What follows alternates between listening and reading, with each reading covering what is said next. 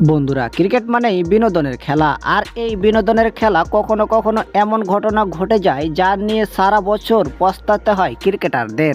তাই আজকের এই ভিডিওতে এমনই 3টি ভিডিও দেখব যাদের ক্রিকেট মাঠে ইনজুরির কারণে বন্ধ হয়ে গিয়েছে ক্রিকেট খেলা।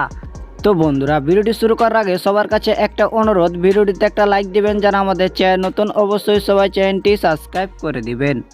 নম্বর 3,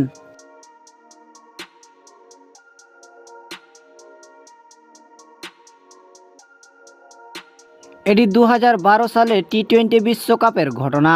এখানে পাকিস্তান এবং ওয়েস্ট ইন্ডিজ একটি ম্যাচে সোহেল তানভীরের বল ক্রিজে ফেলেই যেন রান নিতে চেয়েছিলেন ওয়ালটনকে রান আউট করতে গিয়ে দুজনের সাথে ধাক্কা লেগে যেন আহত হয়ে গিয়েছিলেন আহমেদ শেহজাদ। নম্বর 2, এটি 2016 সালে বিগ ব্যাশের ম্যাচের ঘটনা, যেখানে অফসাইডে বল মেরে সিঙ্গেল নিতে চেয়েছিলেন মিচেল মার্শ। তবে রান নেওয়ার সময় যেন বলার স্যাম কুরানের সাথে ধাক্কা লেগে মাটিতে লুটিয়ে পড়েন তিনি। এতে যেন মারাত্মকভাবে ইনজুরি হয়ে গিয়েছিলেন মিচেল মার্শ। পরের 2 বছর তিনি মাঠে খেলেননি। নম্বর 1,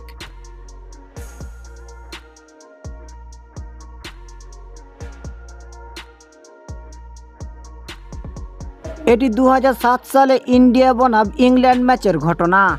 এদিন সজোরে স্টেটে ছক্কা মারার চেষ্টায় ব্যাট চালিয়েছিলেন জেসন রুট। এখানে ফিল্ডার উপস্থিত ছিলেন সচিন টেন্ডুলকার। ক্যাচ ধরতে গিয়ে যেন পা পিছলে মাটিতে পড়ে যান তিনি। মাটিতে পিছলে পড়ার কারণে যেন এ যাত্রায় পা ভেঙেছিল সচিন টেন্ডুলকার।